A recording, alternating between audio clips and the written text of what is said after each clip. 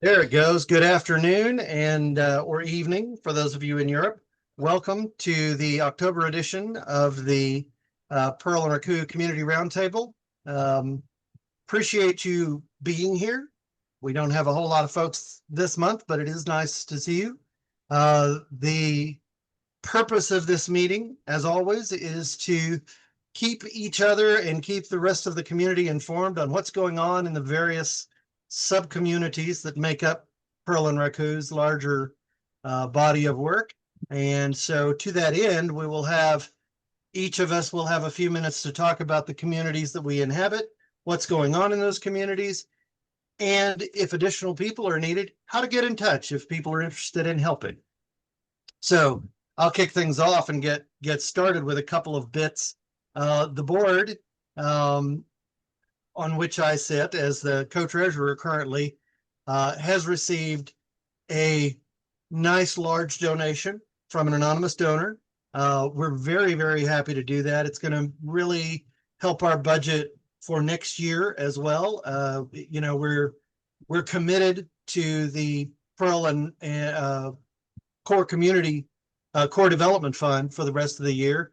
We're hoping to reintroduce some other larger grants as well, some other grants as well in the new year. And this donation is a big, big help. We've also received a number of smaller donations. I just took one to the bank yesterday and deposited that came in via check from a community member. They still do that over here. In the 21st century. In the 21st century, that's so back and money for the foundation, which I'm always delighted to do. Other matters, we are working on 26 budget. The first draft of that is going to be in front of next week. And various sub-communities have expressed some interest in having some earmarks on that. We know there's already going to be a few, and we're getting ready for that. And also, toward the end of November, look for, I'm going to call it an annual report, but it's an annual report of our activity, where we get our money, where we're spending our money, what we're doing for the Perl community as a board. That's something that really hasn't been done in a typically nonprofit sort of way in many, many years, if ever. And so I'm pleased to be helping with the development of that. And so that's going to be coming out probably the end of November. In other news, the Perl and Raku Conference, the hotel that had been being worked on was a brand new hotel in Greenville that was supposed to open in October, meaning this month. And then it was later supposed to open in December. And now they're saying it won't open until April, and they are not selling any conference bookings for the summer at all because they don't know that it's actually going to be there to host conferences. So we're kind of back to Do you have a backup plan? Yes, and the backup plan is being worked at this time. I've got some phone calls out to find us a venue. We may be back at the same hotel we were at last year. They gave us great service, really, really good folks, and a nice venue at a very reasonable price. So that's our backup plan, is to go back where we were last year. A lot of that is on my head since I did last year. So busy, busy, busy. But that's what the board is up to right now. Book, you came in actually before me, so why don't you take it next? Okay, I'm just looking for some data.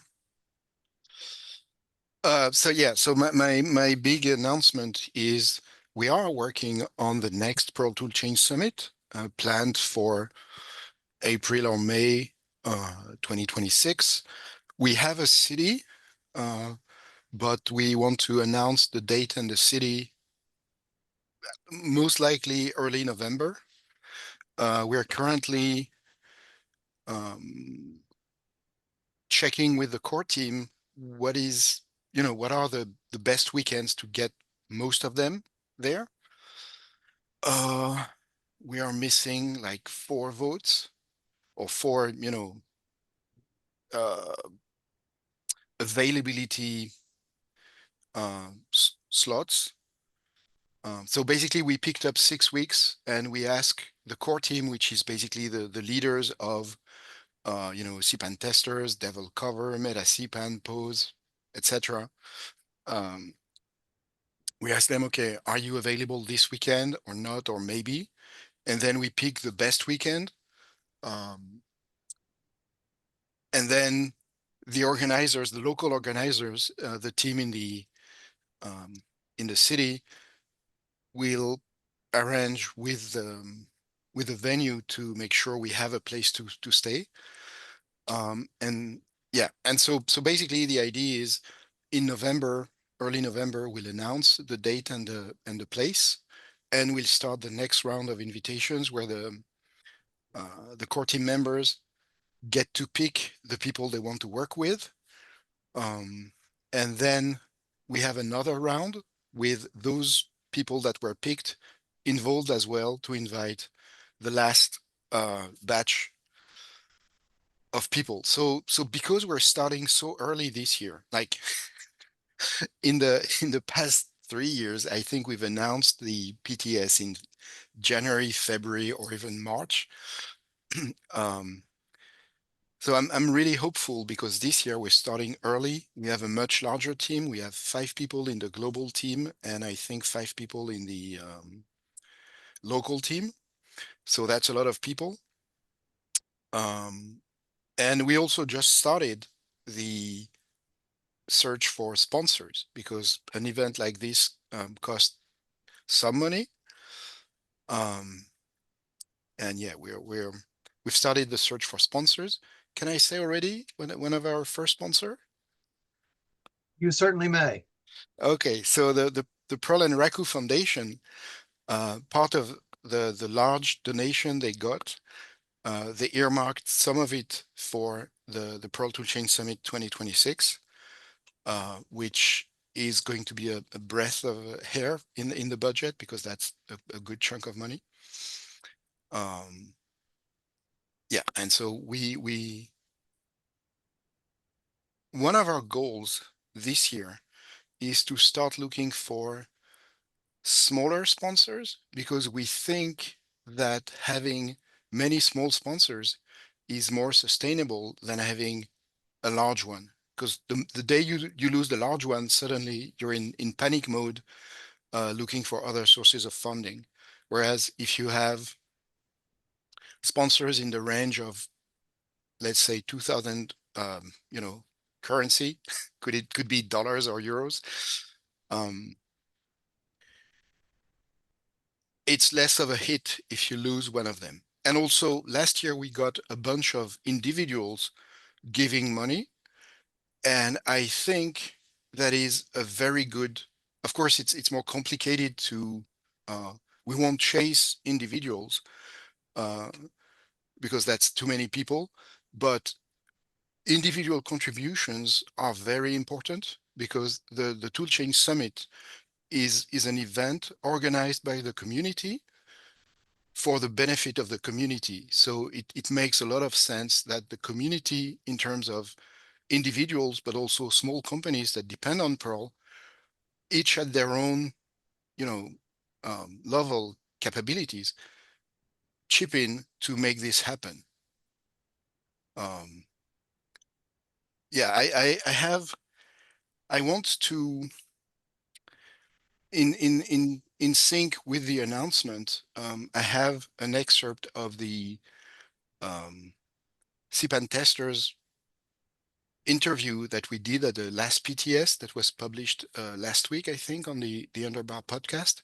There is a 20-minute excerpt that I want to publish as along with the announcement of the PTS, where the people in the interview wax lyrical about the PTS, how productive it made them, how important it is. And this is the kind of what's the word? In French. Témoignage. witness account that Testimony yeah, testimony, exactly. Thank you. or That's the kind eyewitness. of testimony that makes, that makes it clear for everyone that yes, it is an important event. We want to have it.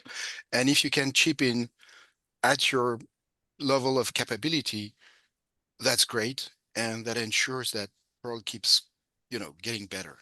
Perl and CPAN and everything. Okay, I've talked for too long, so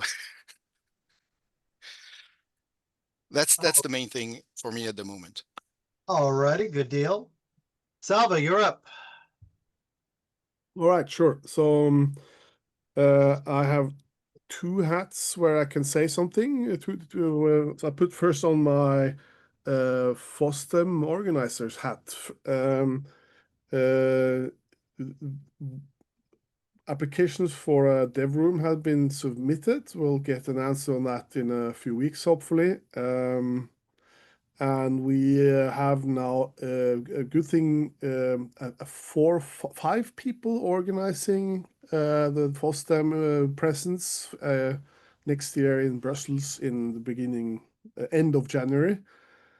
Last weekend of January, first weekend of February. And we are looking at potential good talks for DevRoom. I've already gotten a very nice shortlist of Raku-related topics, and we're looking for more. So we're actually pretty early and getting ready and preparing, so this will go smoothly, assuming we get accepted with a DevRoom. I've heard that there are a lot of people and communities out there now wanting to have a dev room at FOSDEM. So nothing is set in stone there yet, but we are optimistic and assume we'll succeed. And with that said, there's still room for anybody who listens or sees this to step up and contribute. And we just go to the TPRF Slack. I guess is there a public invitation link somewhere on the Perl Foundation website or somewhere where people can get access to the Slack server? In any case, there's a FOSDEM channel there, and you can just wave and say hello, and I want to help, and we'll invite you to the FOSDEM organizers channel. And we have been told that there's a okay budget set aside. Also I'm expecting at least we'll have the traditional dinner and maybe some for the organizers helping on Sunday, and some nice swag to give away, some stickers and so, and we'll see how it goes. It's still a room for creativity, and if there's something anybody would have loved to see at FOSDEM, then now is a good time to step up and share your ideas and thoughts. So that's FOSDEM related stuff. And for anybody who doesn't know what FOSDEM is, it's basically the biggest open source gathering in probably the world at the moment. It gathers a huge amount of developers and people care about open source in Brussels. We're talking about maybe 12,000, 15,000 people. 2 days with more than 900 talks spread out over a university campus in Brussels. So it's a massive event with lots of socializing and beer and talking and meeting friends and learning cool stuff and sharing even cooler stuff if you can.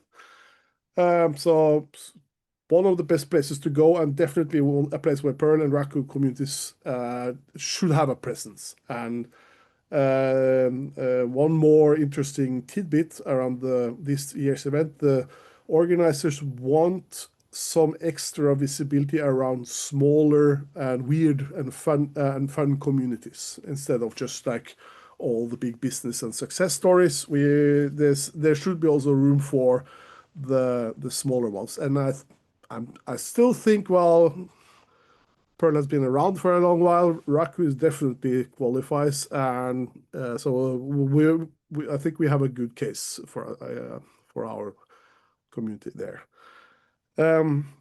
Next. So Perl is listed among the weird ones.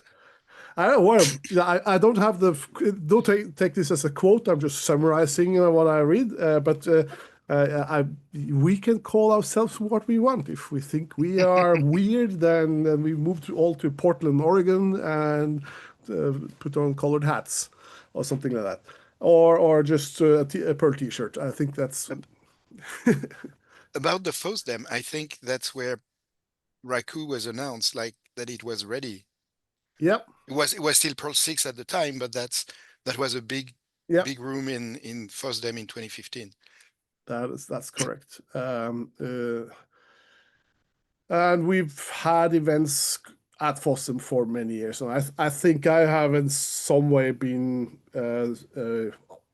touching or not actively always involved, but at least since 2011, so it's been around for a long time, and it's always been a fun place to go, though it maybe has become too big.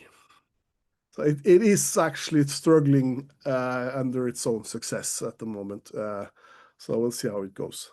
I'll take off my FOSDEM hat and put my own CPAN security hat. There's been a slow month now.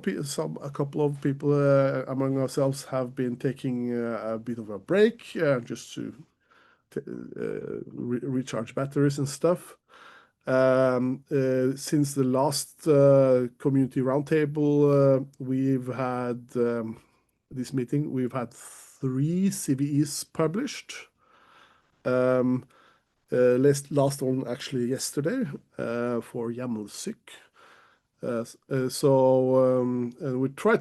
We are working on improving the visibility right now. We have a mailing list which is the authoritative source of announcements around CVEs, but we're looking at generating messages on different social media channels. We'll see how it is. We have a couple of accounts set up, and so visibility around security issues will also hopefully improve. Other than that, my personal activities around there have been mostly around metadata-related issues and planning, and policy-related stuff around the Cyber Resilience Act, which is coming up. And as part of that, I've been preparing for a meeting in Brussels next week, where we'll be talking about a voluntary attestation regime that the Cyber Resilience Act is introducing for open source projects and their communities and their steward organizations, however that looks like, to attest that a particular release of a project is suitable to be used in a commercial environment. Say, for example, that a certain minimum level of documentation and security contact information and maybe a security review has been performed of the code of that release. And how should an attestation regime like that look like, and what are the features we want to have in place to ensure that this attestation regime can at some point be used as a potential income for open source communities and projects. So this is actually a discussion that will be discussing a whole lot of people in Brussels next week. This is organized by the Open Regulatory Compliance Working Group, which is a constellation of foundations and interested parties that gathered around the Eclipse Foundation. The only people from the Perl Raku community there showing up since we don't have any representatives from any foundations or anything, we are two or three people showing up there. So it will be certainly me, and Liz Matthijssen will be there, and we'll see if Wendy van Dijk wants to tag along or not. So let's say certainly 2 people, and we will be trying to offer the perspectives that are relevant for us. most of the people who are there come from foundations that are well organized and have lots of resources, and they try to ensure that the perspectives that they represent, like the type and shapes of open source communities that they have in their sphere, that is represented. CPAN and Perl and Raku they're very differently shaped. We are not that well organized. So, and we are more like a group of, we are a I think the community word of you're looking communities. for is weird. Weird, yeah. So which means there's certain things that are difficult or impossible to make happen. There's certain language that could be adopted in the guidelines that will be created during this process that could possibly exclude any good options that we would need in order to make this work. So that will be a super interesting discussion. If anybody cares about policy, open source sustainability, how this is represented throughout metadata on CPAN and in the Raku land and the different other ecosystems that we care about, and the tooling, please reach out to me. And I'm hanging out with the CPAN security folks in our Matrix channel. We are on IRC also on CPAN security, but our main channel is on Matrix, and you can find a link there on security.metacpan.org, and just join with your favorite Matrix client and say, hello, I'm interested in this topic, I want to help, and we can see if we can make something happen. There's a lot of material to go into though, so but any kind of contributions are welcome, and as we all know, good contributions are the lifeblood of all open source communities. So if you want to make sure that your open source community thrives and has a long-term future, then that's the way to go. You contribute. And if you can't, then send money. That's what I have to say. All right. Thank you, Salve. Bruce, what's happening in your part of the world? You're muted.